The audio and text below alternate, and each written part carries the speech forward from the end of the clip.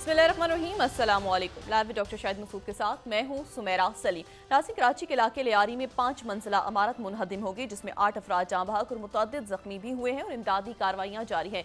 दूसरी जानिब अगर बात करें तो वज़ीर आज़म शहबाज शरीफ साहब ने इक़्तिसादी ताउन तंजीम के सरबराही इजलास से खिताब करते हुए इसराइली जारियत में होने वाली अमवात की शदीद अल्फाज में मज़म्मत की है और वज़ीर आज़म शहबाज शरीफ साहब की ईरान और तुर्किया के सदूर से मुलाकात भी हुई। दो तरफा ताल्लुकात पर तबादला ख्याल भी किया गया।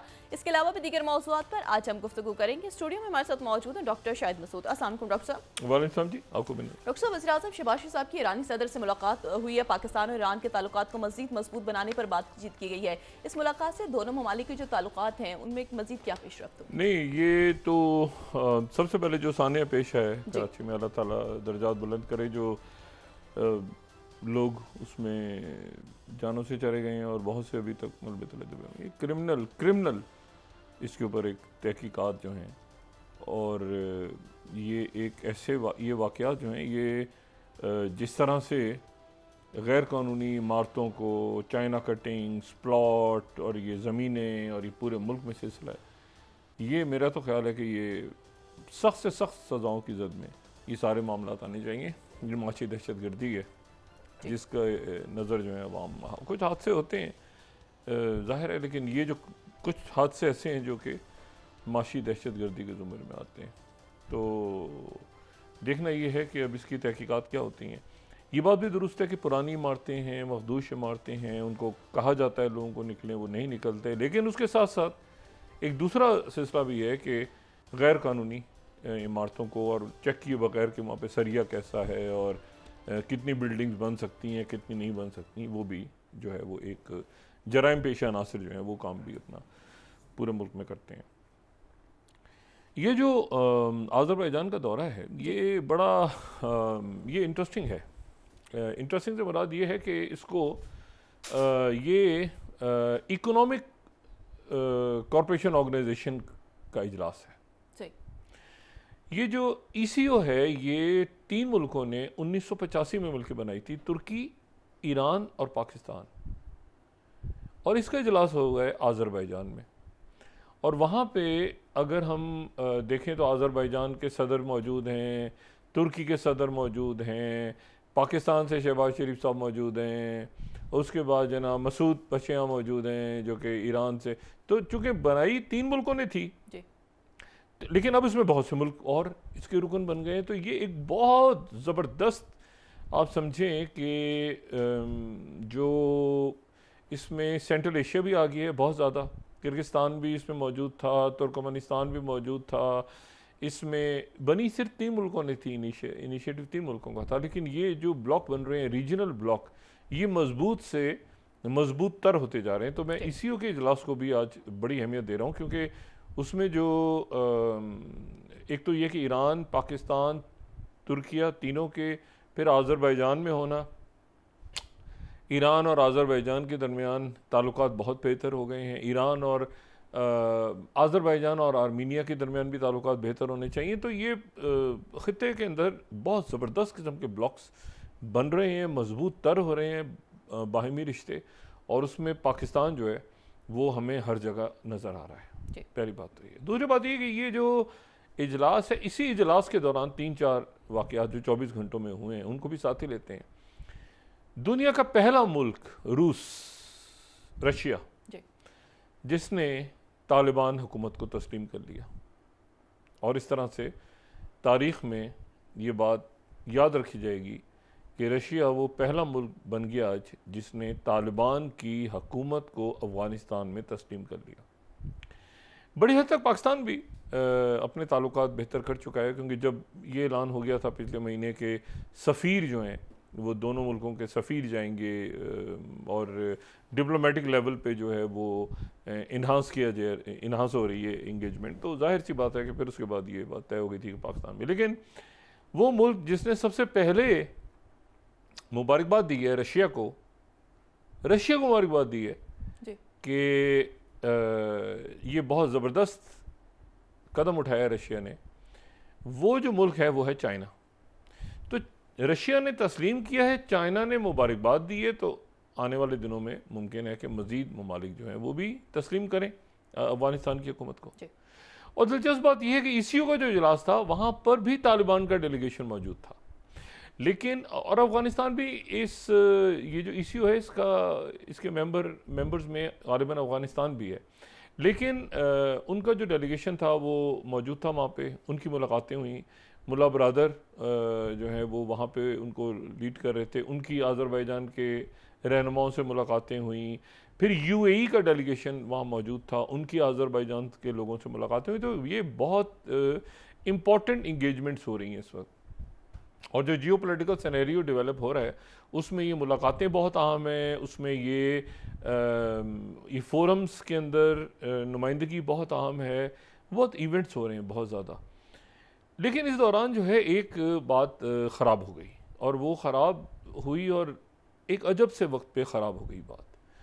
और वो ख़राब इस तरह से हुई कि कल जो हम जिक्र कर रहे थे कि प्रेसिडेंट पुतिन की बात जो है वो प्रेसिडेंट ट्रंप से आज होने जा रही है, तो वो 1 घंटे की गुफ्तगू हुई दोनों रहनुमाओं की, यानी प्रेसिडेंट ट्रंप और प्रेसिडेंट पुतिन की। लेकिन वो मुलाकात जो है वो तलखी पे ख़त्म हुई, और तलखी पे ख़त्म हुई। और उसके बाद प्रेसिडेंट ट्रंप जो है उन्होंने मायूसी का इजहार किया। एयरफोर्स 1 में जब वो रिपोर्टर से बात कर रहे थे तो उन्होंने मायूसी का इजहार किया प्रेसिडेंट ट्रंप ने, और उन्होंने कहा कि मुझे इस बात की उम्मीद नहीं थी कि इस तरह से गुफ्तगू होगी, लेकिन ये है कि जंग जो है वो अब शायद फौरी तौर पे सीज़ फायर ना हो यूक्रेन के महाज पे, और बात मेरी अच्छी नहीं हुई।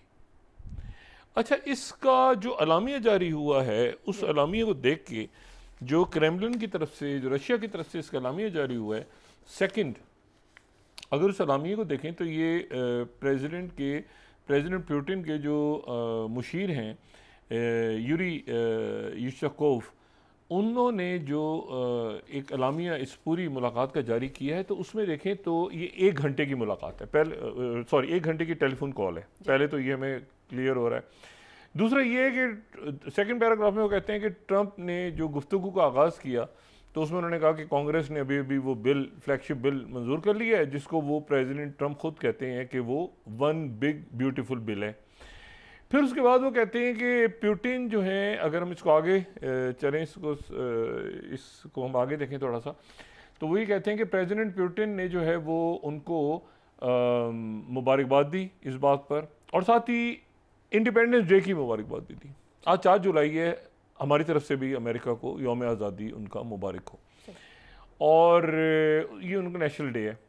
तो ये जो कि कल बात हुई थी तो टुमारो को जिक्र आ गया। फिर उसके बाद जो है रशिया ने जो याद दिलाया उनको कि, और ये बात हम पहले भी डिस्कस कर चुके हैं कि बड़ा एक इम्पॉर्टेंट रोल था रशिया का उस वक्त जब 250 साल पहले जो ये वॉर ऑफ इंडिपेंडेंस हो रही थी, और 150 साल पहले 160 साल पहले सिविल वॉर ख़त्म हुई, तो उसका भी जिक्र हुआ इन दोनों शख्सियात की गुफ्तगू दौरान।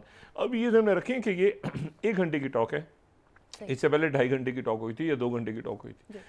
उसके बाद जो है वो प्रेसिडेंट पुतिन ने उनसे कहा कि ये जो है ये मुख्तलिफ आइडियाज़ वगैरह दिए, फिर उन्होंने कहा कि ये आपस की वैल्यूज़ को बेहतर बनाना चाहिए, और ये, और प्रेसिडेंट ट्रंप ने कहा कि बड़े अच्छे आइडियाज़ हैं वगैरह वगैरह, बिजनेस की बातचीत हुई सारी। तो आगे चलें इसमें तो फिर हमें पता चलता है इस गुफ्तगू के अलामिया में कि डिटेल डिस्कशन हुआ ईरान पे और मशरिक़ वस्ता के हालात पे मजमूई तौर पर, और रशिया ने कहा कि ये जो है ये मामलात को बड़ा क्रूशियल है कि इनको जो है डिफरेंसेस को जो है वो पॉलिटिकल और डिप्लोमेटिक ज़राए से हल होना चाहिए, जंगों की तरफ नहीं जाना चाहिए, फॉरेन सर्विसेज, डिफेंस मिनिस्ट्रीज़ वगैरह वगैरह होना चाहिए। और फिर जाहिर है कि जिक्र आ गया, अच्छा शाम का जिक्र आया सीरिया का, लेटेस्ट डेवलपमेंट सीरिया, ये भी डिस्कस हुआ, और उसमें जो है वो फिर उसके बाद जो है वो डिस्कशन हो गया यूक्रेन। अब यूक्रेन का जो है उसको ज़रा गौर से पढ़ें तो उसमें ये पता चलता है कि ट्रंप जो है उन्होंने दोबारा कहा कि हॉस्टिलिटीज़ ख़त्म होनी चाहिए, और प्रेसिडेंट पुतिन ने कहा कि we still continue the search for a political negotiated solution, जो कि कॉन्फ्लिक्ट का निकलना चाहिए।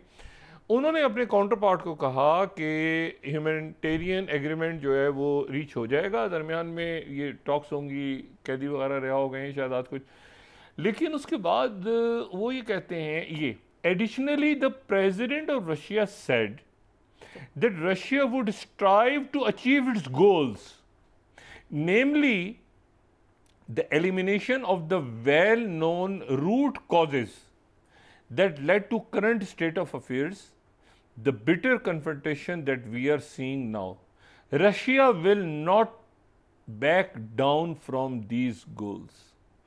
अच्छा, ये अलामिये से जाहिर है कि अलामिया तो एक डिप्लोमेटिक अंदाज में है, लेकिन क्रेमलिन का जो अलामिया होता है वो भी उससे कुछ आइडिया हो जाता है कि बाद में प्रेसिडेंट ट्रम्प जो हैं वो उन्होंने कहा कि मैं पीछे किसी सूरत रशिया जो है वो बिटर कॉजेज़ इसकी जड़ों तक जाएगा और वो जड़ें ख़त्म करेगा ताकि आइंदा कभी ये तनाज़ा खड़ा ही ना हो। इसका मतलब है कि वो जो रूट कॉजेज़ हैं वो अभी तक रशिया के नज़दीक ख़त्म नहीं हुई और रूट कॉजेज़ मौजूद हैं। और आज प्रेसिडेंट ट्रम्प की जो कल बात होनी थी वो आज होगी प्रेसिडेंट ज़ेलेंस्की से, क्योंकि जैसे ही प्रेसिडेंट पुतिन से उनकी टेलीफोन कॉल ख़त्म हुई तो वो जो इसराइल का एक वहाँ से एडन अलेक्जेंडर जो रहा हुए थे उनका जो एक फ़ौजी जो स्टीव विटकॉफ ने रिहा करवाया था वो यरगम अली चूँकि वहाँ पे मौजूद थे अपनी फैमिली के साथ, तो उनसे मुलाकात शुरू हो गई। उसमें मेलिना ट्रम्प भी थी, उनकी फैमिली मेम्बर्स भी थे, वो सारे थे। तो उसके नतीजे में ये हुआ कि वो जो मतलब वो प्रेसिडेंट पुतिन की गुफ्तगू के बाद वो मामला कहीं और चला गया और उसके बाद प्रेसिडेंट जो ट्रम्प हैं उनकी ज़ेलेंस्की से बात हो नहीं सकी।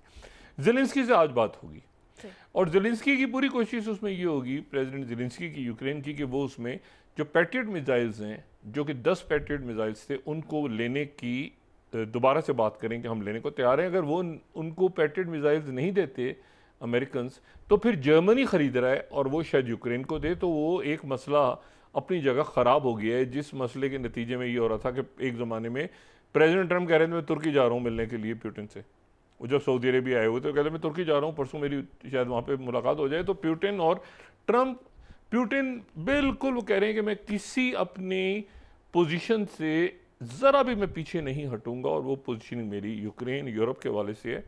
और ज़ाहिर उनका अपना सिस्टम है, इंटेलिजेंस सर्विसेज हैं, उनका प्रेसिडेंट पुतिन पूरा काम करते हैं। वो मिलने को भी अभी वो कहते हैं कि एक दूर रखा जाए इसको मुलाकात को। और ये है कि तमाम रात कीव के ऊपर कोई 700 के करीब बैलिस्टिक और ड्रोन मिसाइल्स गिरे और बेशुमार इमारतें कीव की तबाह हो गई हैं, उनके हेडक्वार्टर्स तबाह हो गए हैं। और ये शायद अब तक, यानी हर दफ़ा जो हमला होता है तो पहले से बड़ा होता है, तो अब तक सबसे बड़ा हमला रशिया ने जो किया है यूक्रेन पे वो इस टेलीफोन कॉल के बाद किया है। तो उसके नतीजे में जंग बंदी तो दूर की बात है, सीज़ फायर तो यूक्रेन में होने नहीं जा रहा। वो जो प्रेसिडेंट हम कहते 24 घंटे में करवा लूँगा, मैं 1 हफ्ते में करवा लूँगा, वो अब जंग बहुत आगे बढ़ गई। और प्रेसिडेंट पुतिन जो हैं वो मुलाकात वहाँ पे एक बफर जोन बनाने की बात भी हो रही है और आगे भी, और यूक्रेन में। और ख़ास तौर पे ये जो वाक़या हुआ है जिसका प्रेसिडेंट, ये जो ख़ास तौर पे जो वहाँ पे एयर बेसिस को हिट किया गया था रशिया में, तो प्रेसिडेंट पुतिन इस बात को मानने को तैयार नहीं है कि प्रेसिडेंट ट्रम्प को पता नहीं था, या उनको पता नहीं था तो फिर उनके नीचे टीम को पता नहीं था और यूक्रेन ने खुद कर लिया था। तो वो इसको बिल्कुल, वो कहते हैं ना कि उसको एक हतमी मराहिल तक वो गालिबन ले जाना चाह रहे हैं यूक्रेन के मामले को। अच्छा, इसी दौरान जो है वो एक नई जो है वो, अच्छा ये जो बिग ब्यूटीफुल जो बिल पास हुआ है ना, ये जो बिग ब्यूटीफुल बिल पास हुआ है, तो उससे प्रेसिडेंट ट्रम्प बहुत मजबूत हो गए हैं वहाँ पे।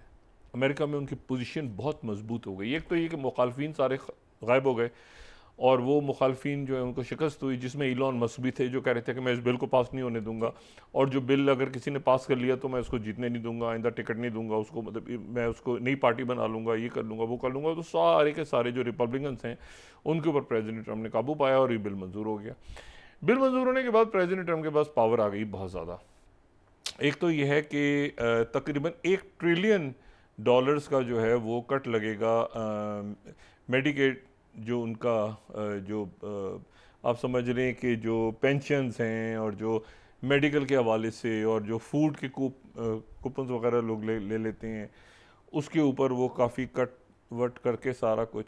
लेकिन ये है कि 157 बिलियन डॉलर्स का इजाफा उन्होंने कर दिया है डिफेंस बजट में। और डिफेंस, अमेरिका का डिफेंस बजट जो है वो तकरीबन $1 ट्रिलियन हो गया है। $1 ट्रिलियन का बजट हो गया है अमेरिका का। और इसमें अगर हम ये फर्स्ट स्लाइड देखें तो एस्टिमेटेड इंक्रीजेज एंड सेविंग्स कैसे हैं इसमें, कि टैक्स कट एक्सटेंशन जो हैं वो 4.5 ट्रिलियन, डिफेंस में 150 या 157 बिलियन इसमें जो बढ़ने जा रहा है, बॉर्डर सिक्योरिटी के ऊपर ये 129 बिलियन यहाँ पे ये खर्च कर रहे हैं ज़्यादा। डिफेंस को तो बहुत बढ़ा दिया ना, डिफेंस का बजट आप देखें कहाँ से कहाँ ले गए वो। और जो सेविंग्स होंगी 10 सालों में मेडिकेड के ऊपर चलेगी, ग्रीन एनर्जी के ऊपर छुरी चलेगी, और ये जो ब्लू कलर्स हैं और फूड बेनिफिट, 3 चीज़ें जो हैं ये मुतासिर होंगी। और जो बाकी जो डिफेंस का बजट 1 ट्रिलियन हो गया, और 1 ट्रिलियन का जो डिफेंस का बजट है तो उसमें सबसे जो उनके लिए एक इम्पॉर्टेंट बात है इसमें, प्रेसिडेंट ट्रंप के लिए बड़ी खुशाइंद बात है, और वो ये है कि उनका जो गोल्डन डोम है, वो गोल्डन डोम उसको वो बनाने जा रहे हैं तेज़ी के साथ, गोल्डन डोम को। और गोल्डन डोम जो है उसको अगर हम देखें ना, ये सेकंड स्लाइड अगर हम दिखा सकें, गोल्डन डोम जो है उनका 3, 4, 5 सालों में बनेगा, और ये 175 बिलियन डॉलर्स की लागत से ये बनेगा।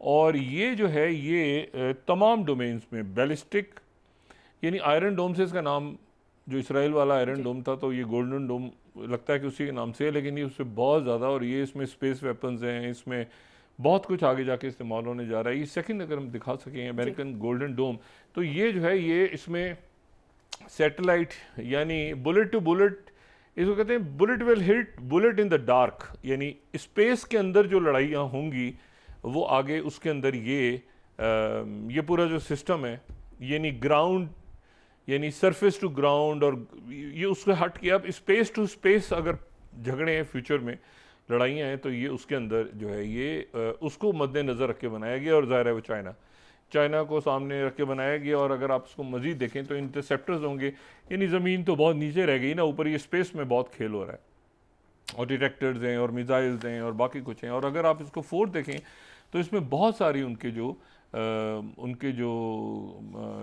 स्पेस से रिलेटेड, और उसमें जो है वो ballistic missiles, patriot advance capability, और फिर उसके बाद उसमें United states Indo Pacific command भी इसमें आ रही है, फिर उसमें northern command, European command, central command, ये सारे ऊपर सैटेलाइट से ये कोऑर्डिनेट कर रहे होंगे। बहुत बड़ा इलाका जो है अमेरिका का और पूरी दुनिया का जो है वो कवर कर रहा होगा अमेरिका। तो ये एक इनका बहुत बड़ा आगे प्लान है, जिसके ऊपर फौरी तौर पे प्रेसिडेंट ट्रंप ने चूँकि बजट दिया है वहाँ पे, तो मिलिट्री इंडस्ट्रियल कॉम्प्लेक्स के लिए बड़ी ज़बरदस्त खबर है, और वहाँ पे धड़ाधड़ इस पर काम शुरू हो जाएगा। और उसमें ज़ाहिर है कि टेक के लोग भी हैं और बाकी भी, और ये जो है ये एक बड़ा डिफेंस का उनका प्रोजेक्ट है। अच्छा, 4 जुलाई है यौम आज़ादी। 1776 को आज़ादी मिली थी बरतानिया को, बरतानिया से अमेरिका को, और 13 रियासतें जो हैं वो उस वक्त जो है उन्होंने आज़ादी हासिल की थी, 13 रियासतों ने। और वो 13 रियासतें जो हैं उन्होंने बरतानिया से आज़ादी हासिल की थी। उनका इंडिपेंडेंस का जो डिक्लेरेशन है 7th अगर हम देखें तो वो भी अभी तक मौजूद है, और वो भी बहुत ज़बरदस्त है वहाँ पे सामने। और ये जो है ये इसके ऊपर जो है वो ज़ाहिर है कि ये एक बड़ी अजीब सी बात है। ये जो है ना अमेरिका की, जो ये थॉमस जेफरसन ने ज़ाहिर है कि इसको लिखा था, ऑथर थे वो इसके, जॉन एडम्स साथ थे, बेंजामिन फ्रैंकलिन भी साथ थे, और बाकी कुछ शख्सियात भी साथ थीं।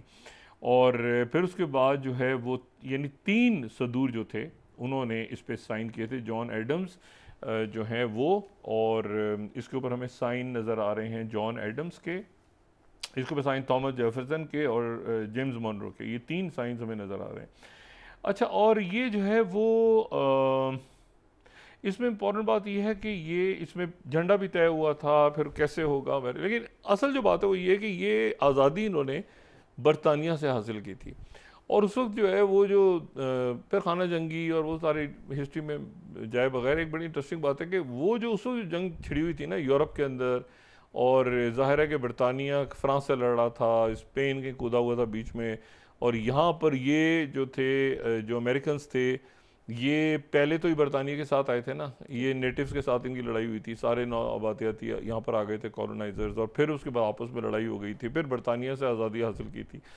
लेकिन इसमें जो इंटरेस्टिंग बात है ये है कि वो जो लड़ाई उस वक्त हो रही थी ना यूरोप में, और कुछ लोग उसको फर्स्ट वर्ल्ड वॉर कहते हैं उसको पहली आलमी जंग कहते हैं, क्योंकि उसी दौरान जो है वो एशिया में भी लड़ाइयाँ हो रही थी और उसमें अफ्रीका में भी जंगें हो रही थी। तो कई लोग कहते हैं कि फर्स्ट वर्ल्ड वॉर जो है, ये फर्स्ट वर्ल्ड वॉर जो है ये वो थी असल में जिस वक्त अमेरिका, यूरोप और मुख्तलिफ जगहों पे जो कॉलोनीज़ भी लड़ रही थी ना आपस में, कि फ्रांस लड़ रहा है बरतानिया के साथ साउथ अफ्रीका में, कहीं वो सॉरी अफ्रीका में, कहीं साउथ अमेरिका में, कहीं वो एशिया पैसिफिक में, इधर वगैरह वगैरह वगैरह। एनीवे, तो बहरहाल उनकी 4 जुलाई की तकरीब की मुबारकबाद भी दी उन्होंने।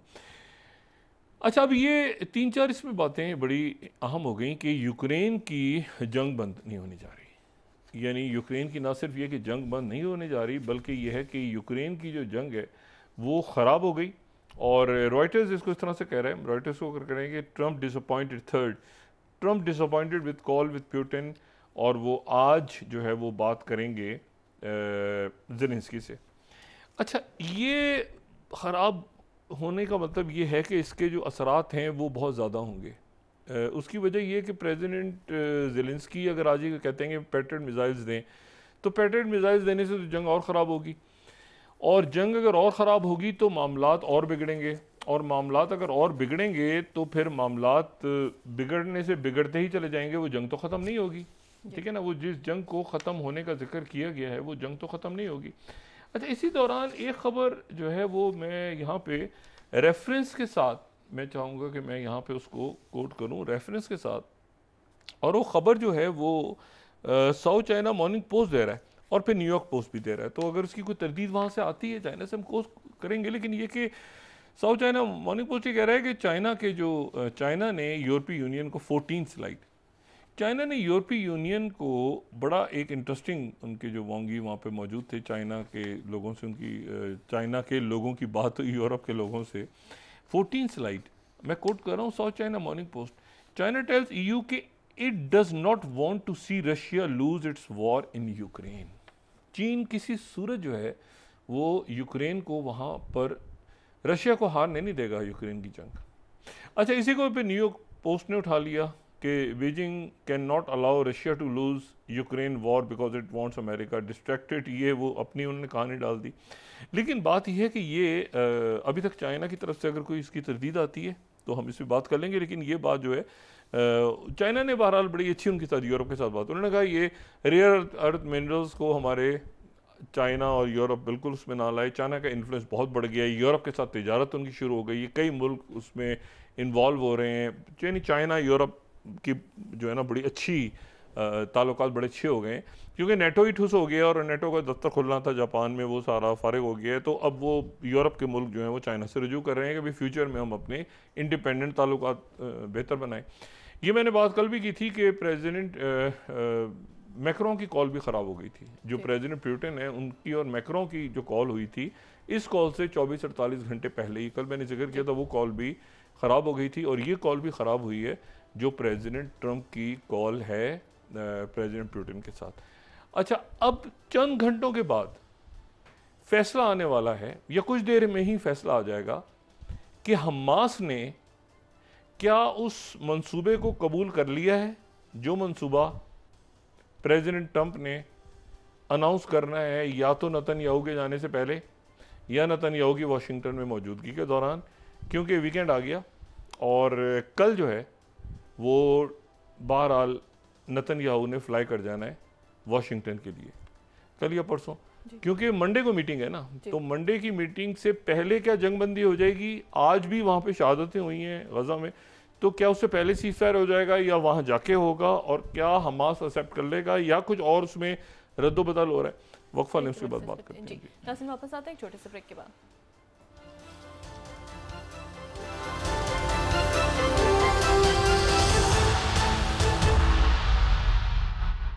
वेलकम बैक नाज़रीन। डॉक्टर साहब, आप कहते हैं कि गजा में इसराइल के खिलाफ जो जंगबंदी से मुतालिक हमास के फैसले का आइंदा 24 घंटों में पता चलेगा? नहीं, 24 घंटे तो उन्होंने कल रातों कहा था जी। ये ऐलान तो अभी किसी वक्त भी हो जाएगा। और इसमें देखना ये है कि एक बड़ी इसमें दिलचस्प बात है, वो ये है कि जो सऊदी अरेबिया के वज़ीर ख़ारजा हैं फैसल बिन फरहान, बड़ी ज़बरदस्त टीम्स हैं ये जो यूएई के वज़ीर ख़ारजा और जो सऊदी अरेबिया, कतर, इन ममालिक की ये जो नेक्स्ट जनरेशन के जो लीडरशिप आई है ना, इसके बारे में एक ज़माने में बड़ा तासुर कायम कर चुका था मगरबी मीडिया और ज़रा अबलाग के जी, ये जो यंग जो नई जनरेशन होगी, ये जो इनके फाउंडर्स थे इन रियासतों के, जो यंग जनरेशन है, चाहे वो यूएई हो, सऊदी अरेबिया हो, कतर हो, ये सारे मुल्कों की बड़ी ज़बरदस्त है, बहुत ज़बरदस्त। चाहे वो डिप्लोमेसी हो, चाहे वो इन्वेस्टमेंट्स हो, चाहे वो टेक्नोलॉजी, कमाल के लोग, कमाल। और बहुत इनकी ज़बरदस्त आपको नज़र आती है। तो सऊदी अरेबिया के जो फॉरेन मिनिस्टर हैं फैसल बिन फरहान, डायनेमिक पर्सनैलिटी, वो मॉस्को में है आज, और मॉस्को में है, और उनकी मॉस्को में मुलाकात जो है वो वहाँ पे फॉरेन मिनिस्टर लेवरोव से हुई है। हो सकता है खामोशी से पुतिन से भी हो जाए। और उनसे सवाल ही पूछा गया वहाँ पे कि भाई अच्छा आप देखें, फैसल बिन फरहान जो है वो मॉस्को में है ये गज़ा सीज़ फायर से पहले, और पुतिन ने मसला उठाया मिडिल ईस्ट का भी और ईरान का भी मसला उठाया। अच्छा, उनसे फैसल बिन फरहान से जो सवाल हुआ कि जी ये नॉर्मलाइजेशन और आपके इसराइल से ताल्लुक, उन्होंने कहा हमारे इस वक्त एक ही हमारे ज़हन में बात है, और वो परमानेंट सीज़ फायर है, परमानेंट सीज़ फायर है, और उस तरफ हम बात कर रहे हैं सामने। इसी दौरान एक और अजीब बात हुई, जो डिफेंस मिनिस्टर हैं सऊदी अरेबिया के, सऊदी अरेबिया के जो डिफेंस मिनिस्टर हैं खालिद जो हैं प्रिंस खालिद, वो अमेरिका में है, यानी फॉरेन मिनिस्टर यहाँ पे है, वो अमेरिका में है, और अमेरिका में उनकी प्रेसिडेंट ट्रम्प से गालिबन मुलाकात हुई है, या उनके पैटी एग्जिट से मुलाकात हुई, सबसे मुलाकात हुई है। लेकिन मुलाकात होते ही उन्होंने फिर ईरान के जो आर्मी के चीफ हैं उनसे टेलीफोन पे बात की है, अमेरिका से। और कोशिश ये हो रही है, अब आप देखें ये बड़ा एक गंभीर मामला है, कोशिश ये हो रही है कि अगले हफ्ते अमेरिका जिसने अभी हमले किए हैं 125 तैयारे लाके ईरान पे, और उनका फर्दो और ये सारे जो जंग छिड़ी है 12, और आगे से इन्होंने इसराइल को ऐसी तैसी तबीयत साफ की है। कोशिश ये हो रही है, सऊदी अरेबिया कोशिश कर रहा है कि वो ईरान और अमेरिका की बातचीत दोबारा शुरू हो जाए अगले हफ्ते ओस्लो में।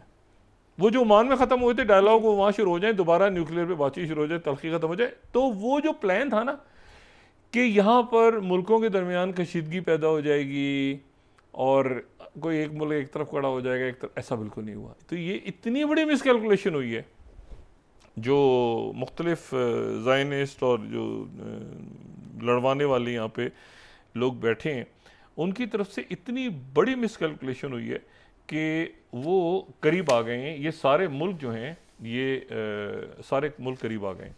अच्छा, अचानक जो है इसी दौरान वो अहमद शरा की तरफ से एक मुतालबा आ गया है कि वो ऐसा है कि 1974 की जो इसराइल के साथ हम जो भी हमारी बातचीत आगे बढ़ेगी, तो इसराइल को ये गोलान की पहाड़ियाँ छोड़नी होंगी। तो वो गोलान की पहाड़ियाँ 1974 का उन्होंने ये डाल दिए दरमियान में। अल अरबिया को कॉल कर रहा हूँ कि ये 25 सीरिया सेज के ready to work with US, America के साथ काम करने को तैयार हूँ। रिटर्न टू 1974 डिसंगेजमेंट, 25 स्लाइड अगर हम दिखा सकें, डिसंगेजमेंट डील विद इजराइल, वो उसमें गोलान की पहाड़ियाँ भी वापस, वो सारे वो जो था ना कि गोलान दे देंगे, ये होगा वो होगा, वो इसका वो भी गया। और इसमें इन्होंने ना सिर्फ अपनी बात कर ली बल्कि लिबनान की भी साथी कर लिया अहमद शारा ने, क्योंकि अगर 1974 पे आप जाते हैं वापस, इसराइल जाता है, तो फिर तो ये तो गोलान की पहाड़ियों में तो फिर लिबनान का केस भी इन्होंने प्ली कर दिया आगे अहमद शारा ने। तो वो अब नेतन्याहू सोच रहा है कि एक मिनट ठहर जाए, ये क्या हुआ है, ये क्या हो क्या रहा है। मतलब, और अब जो है वो अगर ये हमास के लोग जो हैं, अच्छा हमास की लीडरशिप की मुलाकात हुई है टर्की में, और टर्की की आला क़यादत से उनकी, और वहाँ पे इंटेलिजेंस की सर्विसेज से भी, बाकी लोगों से भी हमास की मुलाकात हुई है, लीडर्स की, और वहाँ पर भी हुई है, कतर में भी हुई है, सऊदी अरेबिया भी एक्टिव है, पुतिन भी एक्टिव है, चाइना भी दरमियान में है। वो तो अब नेतन्याहू ये सोच रहे हैं बैठा हुआ कि यार एक मिनट, ये अगर हाँ कर दी हमास में तो इसमें मेरे साथ हाथ ना हो जाए कोई, क्योंकि यूनाइटेड नेशंस आ रही है इसमें बाकी लोग आ रहे हैं, ये लोग बाहर निकल जाएंगे, कुछ डिसएंगेजमेंट्स वगैरह आगे पीछे दाएँ बाएँ।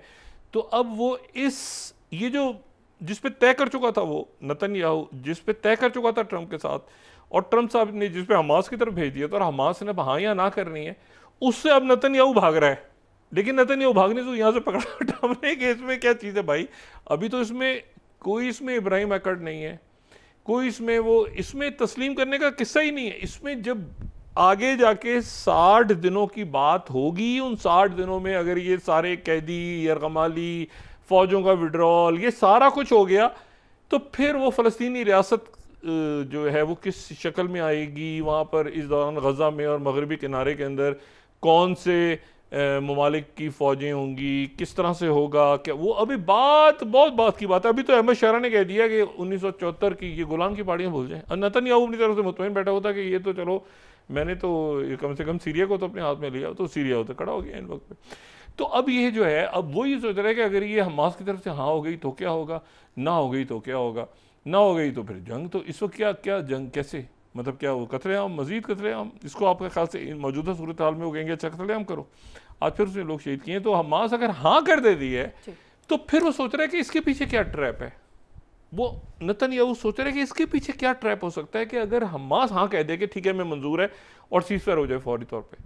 अच्छा, जो कैदी रिहा होने उनकी कंडीशन रख ली हमास ने अपने हाथ में कि इनको हम भी पहले रिहा करेंगे, इनको बाद में करेंगे। जो नेतन्याहू को नहीं होता है ना कि पहले 5 कौन से छोड़े जाएंगे बाद में कौन, तो वो सारे उधर, और साथ ही अक़वाम मुत्तहिदा लाले मरसबंद, तो ये और फौजों का विड्रॉल इस दौरान नॉर्थ गजा से, और ये नेतन्याहू ज़रा इस वक्त परेशानी के आलम में चला गया है कि ये अहमद शरा ने क्या किया, और सऊदी अरेबिया जो है वो क्या ऐसा पॉसिबल है कि ईरान और अमेरिका के दरमियान दोबारा अगले हफ्ते ओस्लो में मुज़ाकरात शुरू हो जाएं।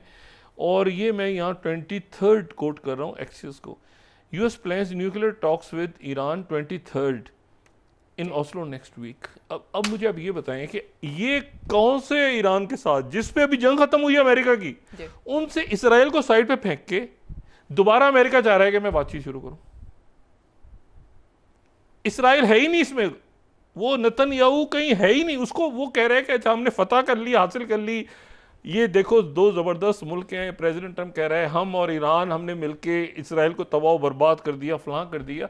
और अगले हफ्ते ये अब Times of Israel 24th, US Iran nuclear talk to resume in Oslo next week for the first time since war. ओ भाई ये क्या है, ये क्या है ये क्या है। उधर वो कह रहे वो फतह का ऐलान हो रहा है, उधर वो उनके साथ टॉक्स हो रही हैं, वो कह रहे हैं फुर्दा में इंडस यूरेनियम कहाँ गया, वो कह रहे टॉक्स हो रही हैं, सऊदी अरेबिया करवा रहा है। दूसरा जो मामला है, अब ये तो इंतज़ार करते हैं कि भी हमास आज क्या करती है, तो कल हम बात कर लेंगे इसके ऊपर।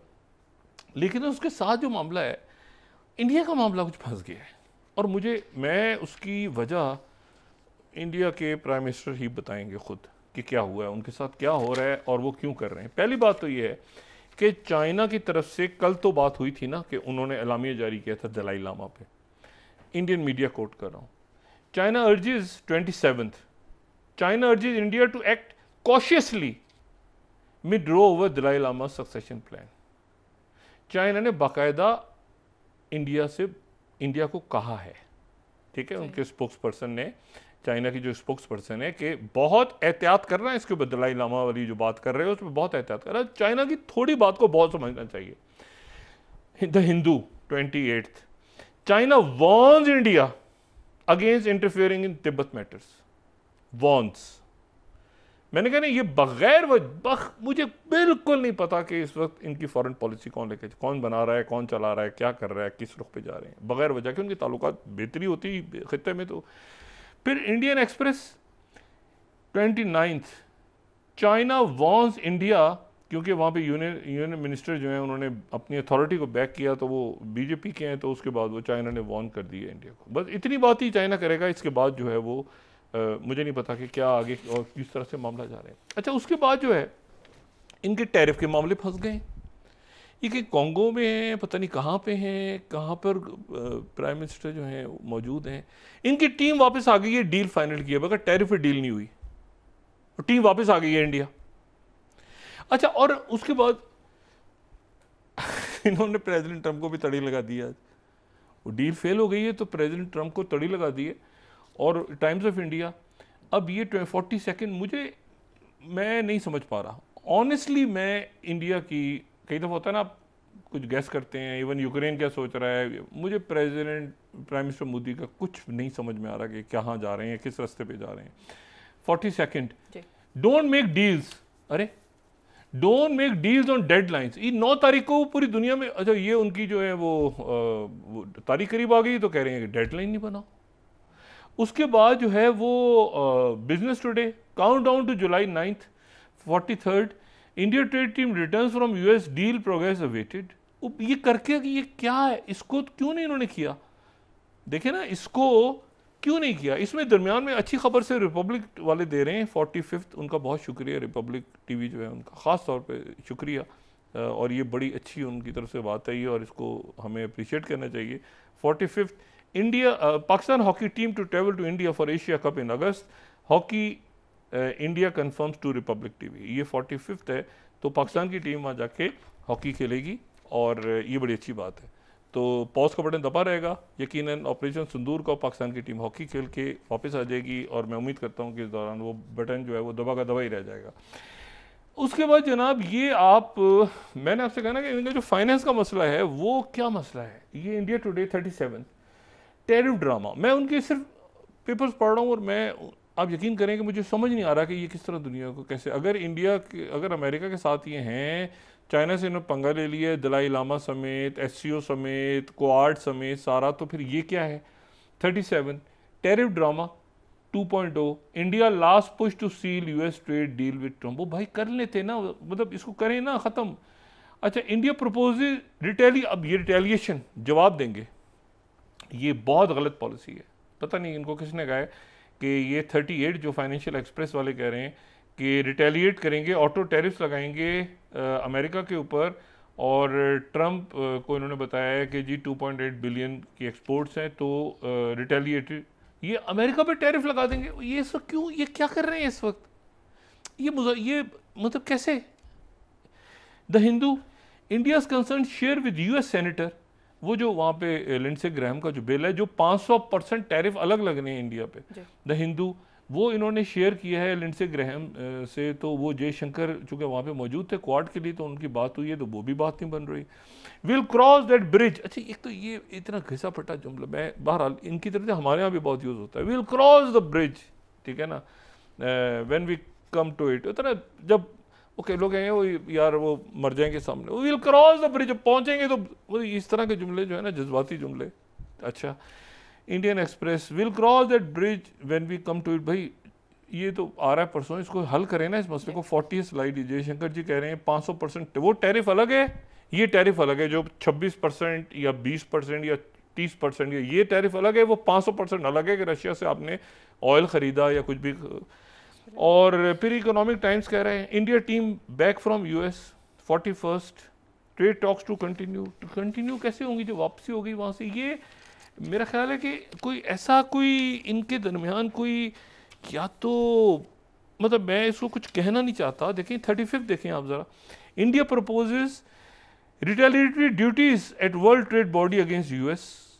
ये कैसे, ये क्या, ये क्यों, ये क्यों लड़ रहे हैं अमेरिका से भी लड़ रहे हैं, चाइना से भी लड़ रहे हैं।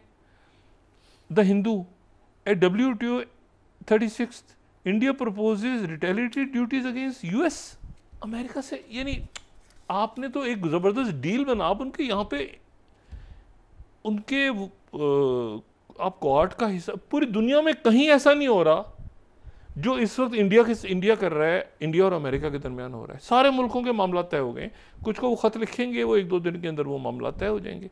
इंडिया कह रहा है हम जवाब में आप, यानी डिप्लोमेसी, फिर क्वाड है, फिर वो दलाई लामा को रख लिया है, चाइना वहाँ से कह रहा है। तो मेरा ख्याल है कि इंडिया जो है सवाई इस बात के कि पाकिस्तान की हॉकी टीम वहाँ जाके इंशाल्लाह खेलेगी, इसके अलावा कोई अच्छी खबर तो वहाँ से नहीं आ रही। बाकी ये कि ये और वो SCO का ब्लॉक, अब देखें ना, ये जो सार्क का ब्लॉक है, उसके साथ SCO का ब्लॉक बड़ा हो गया, उसके साथ ये जुड़ जाएगा होपफुली ये जो ECO का ब्लॉक। इस पूरा जो रीजन है, इस रीजन में सब एक आवाज़ के साथ सामने आ रहे हैं, सऊदी अरेबिया और ईरान भी, अफगानिस्तान भी, सारे मुल्क एक आवाज़ के साथ। ये जो ग्लोबल साउथ है, ये ग्लोबल साउथ को, ये चाइना, रशिया, ये सारे मुल्क, सेंट्रल एशिया, इसमें आप देखते चले जाएं कहाँ तक मुल्क जाते हैं। इसमें ये मिडिल ईस्ट भी आ जाएगा, इसमें वेस्ट एशिया भी आ जाएगा, इसमें अफ्रीका भी, बहुत सारे मुल्क आ जाएंगे। अब इसमें जो है वो एक तो इन्होंने चाइना से एक मामला अमेरिका के साथ जाके इन्होंने, और वो भी दलाई लामा, यानी या तो होना क्या भाई आप कोई F-35 उनसे ले रहे हैं फ्री, आपको कुछ कर रहे हैं, कोई टैरिफ आपको फ्री कर दिया, उन्होंने कुछ कर दिया, मतलब उन्होंने आपको नेटो में सब बना लिया, कोई मतलब कहीं कोई चीज़ हो ना, आप कह रहे हैं उनसे कि जी दलाई लामा को हम रखेंगे। भाई गलवान पे या पहले LAC के जो मामलात होते रहे उसमें दलाई लामा के लिए अमेरिका आएगा, ये आया था कभी? बल्कि अमेरिकन ने तो खुल के बात भी नहीं की दलाई लामा के लिए। उन्होंने बात नहीं की कि हमने कहा है दलाई लामा से, या हमने कहा है कि प्रेसिडेंट ट्रम्प को आप पूछें कि दलाई लामा, कहेंगे कहाँ है दलाई लामा। मतलब इन्होंने पता नहीं किस सतह के ऊपर इन्होंने वहाँ की जो एडमिनिस्ट्रेशन है उनसे इन्होंने बात करके और दलाई लामा को यहाँ पे, और चाइना का जो रिस्पांस आ रहा है आगे से वो बगैर वजह के आ रहा है। तो मेरा ख्याल है कि इंडिया को अब हम क्या कह सकते हैं सवाए इसके कि वो अपनी फॉरेन पॉलिसी को, उनके लोग जो हैं वो प्रेशर डालें, उनके लोग प्रेशर डाल भी रहे हैं, लेकिन वहाँ चूँकि बात शायद नहीं सुनी जा रही है, कोई जवाब दे नहीं है किसी बात का, तो वो एक ऐसी जगह इंडिया को ले जाके खड़ा कर दिया उन्होंने कि उधर से चाइना, उधर से अमेरिका, उधर से रीजन, उधर से बांग्लादेश, उधर से नेपाल, उधर से ईरान, उधर से तुर्की, उधर से अजरबैजान, उधर से रशिया, उधर से, और आखिर में सारे छोड़ दें आप तो प्रेसिडेंट ट्रम्प एक तरफ, तो मतलब वो भी उधर, तो उनसे भी पंगा। और ये आगे से ये जो बात उन्होंने की है ना कि हम जवाबी टैरिफ आयद करेंगे अमेरिका, भाई ये मैं बिल्कुल नहीं समझ पाया। मेरा ख्याल था कि शायद इनकी बात जो है वो किसी जगह रुकेगी, लेकिन ये है कि अगर हमारे ऊपर टैरिफ आयद कर दिए तो हम WTO में अमेरिका पे, ये तो फिर बात बहुत ख़राब हो जाएगी। मेरे ख्याल से इसे गुरेज करना चाहिए। और अब जयशंकर चूँकि यहाँ वहाँ से वापस आ गए तो मुझे नहीं पता अब ये मामला तो और कौन ठीक करेगा। तो देखते हैं कि अगले 24 घंटों में ये हमास के हवाले से क्या खबर सामने आती है। लेकिन ये नेतन्याहू बहरहाल इस बात पर परेशान है कि ये अमेरिका जो है एक तरफ तो हमारे साथ जश्न मनाएगा मेरे साथ बैठ के प्रेसिडेंट ट्रम्प, और अगले हफ्ते उसके फ़ौरन बाद ईरान से दोबारा मुज़ाकरात करने चाह रहे हैं। जी बहुत शुक्रिया डॉक्टर साहब। नाज़रीन के साथ ही आज का प्रोग्राम अपने इख्तिताम को पहुंचा। मुझे सुमैरा सलीम को इजाज़त दीजिए। अल्लाह ने के बाद। जी डॉक्टर साहब, अपना दोस्तों रिश्तेदारों गिरदो नवाह के लोगों को सब ख्याल रखिएगा। अल्लाह हाफ़िज़।